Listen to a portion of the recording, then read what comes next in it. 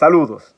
Uno de los principales argumentos que se plantean desde el gobierno para no reducir los altos impuestos a los combustibles y por ende el precio de estos es que ante esta situación de crisis que vive el país y el mundo, el gobierno no puede reducir sus recaudaciones. Pero ustedes me creerían si yo les digo que bajando el impuesto a algunos combustibles, el gobierno puede aumentar sus recaudaciones. Regálenme algunos minutos de su atención y se los demostraré. Vamos, esto que tengo aquí son algunas estadísticas tomadas del portal del Ministerio de Industria y Comercio, donde se muestra el consumo de los distintos combustibles y sus respectivos precios durante una determinada franja de tiempo. En este caso, del 2002, que son las estadísticas más antiguas, hasta el 2019, que son las estadísticas más recientes que tienen disponibles en el portal. Pero no tengan miedo, que no les voy a comenzar a leer cada uno de estos números, sino que les he preparado este bonito gráfico que les voy a explicar. Miren, esto que está acá es el consumo de combustible expresado en millones de galones. Y esto que está aquí son los años, representa la línea de tiempo. El que está amarillo es la gasolina regular. Y el que está en morado es el GLP. Esto que está acá, que está en una línea discontinua, es el precio de la gasolina, lo cual le voy a explicar ahora más adelante. Pero vamos a hablar primero del consumo de gasolina y el consumo de GLP y cómo guardan una relación inversamente proporcional. ¿Qué quiere decir esto?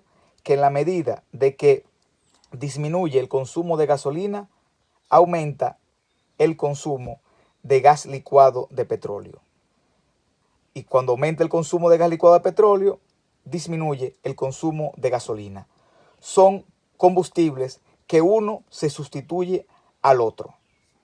Tienen lo que pudiésemos llamar en economía una demanda elástica. ¿Y a qué se debe la variación del consumo, de este consumo?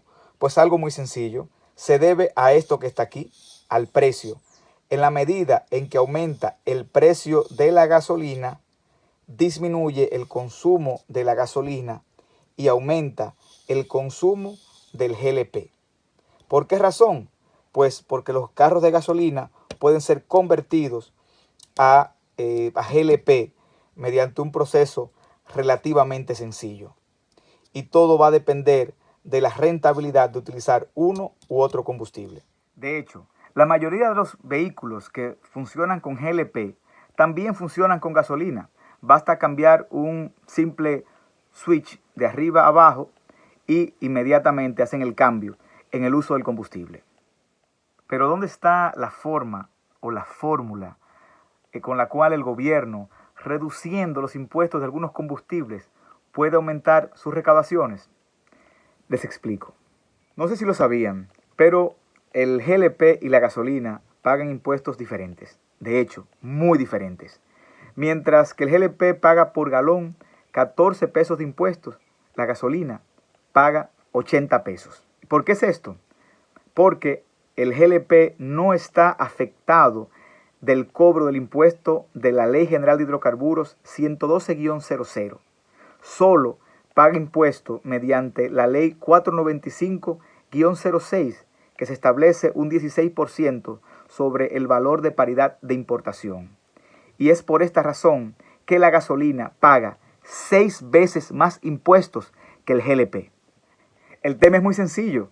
Por cada galón de gasolina que se consuma en lugar de un galón de GLP, el gobierno va a cobrar 6 veces más impuestos. Por lo tanto, para el gobierno es un gran negocio revertir esto y hacer que se aumente el consumo de la gasolina y que disminuya el consumo del GLP.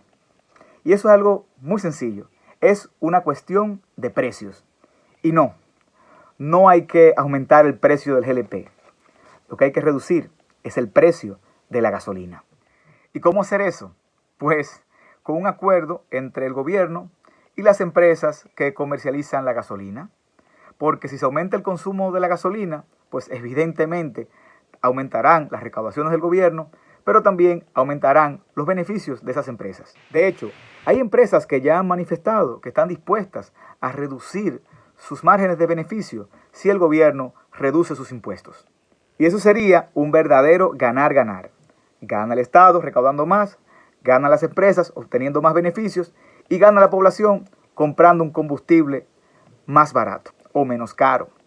Les pondré el siguiente ejemplo. Actualmente, el gobierno percibe por cada galón de gasolina 80 pesos con 31 centavos. El distribuidor 12 pesos con 60, el detallista 20 con 19 por cada galón. Si se llegase a un acuerdo en el cual el gobierno accede a reducir un 45% del impuesto de la ley 112-00, dejar igual el impuesto de la ley 495-06 y que los distribuidores, los detallistas y los transportistas reduzcan un 35% su margen de beneficio, esto haría que la gasolina se vendiera en lugar de 219 pesos a 179 pesos. Unos 40 pesos menos. ¿Y cómo reduciendo beneficios se gana más? Pues por un tema de economía de escala, porque es mejor ganar un poco menos de una cantidad mucho mayor. Y de esa forma el beneficio neto es mayor. Es ampliamente conocido que el GLP tiene un rendimiento inferior al de la gasolina. Cerca de un 35 a un 50% menos. Por lo que si se logra que la gasolina se venda a 179 pesos, esto haría que haya una migración del consumo de GLP al consumo de gasolina. Porque aunque cueste un poco más, el costo del kilómetro sería menor en gasolina por un tema de rendimiento.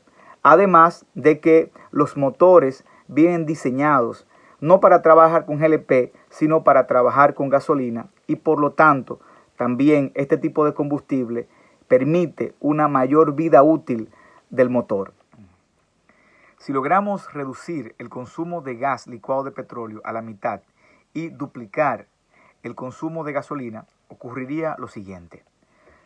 Por los 486 millones de GLP que se consumen actualmente al año, el gobierno percibe 6.831 millones de pesos. Y por los 175 millones de galones de gasolina, el gobierno percibe 14.078 millones de pesos. Esto da un total de 20.910 millones de pesos. Pero si se hace ese cambio, entonces el gobierno le entraría menos impuestos por el concepto del gas licuado de petróleo, pero aumentaría considerablemente sus recaudaciones en cuanto a la gasolina, llegando a 21.500 millones de pesos. O sea, aumentaría por lo menos 600 millones de pesos más en sus recaudaciones y el pueblo dominicano tendría un ahorro de unos 7.000 millones de pesos.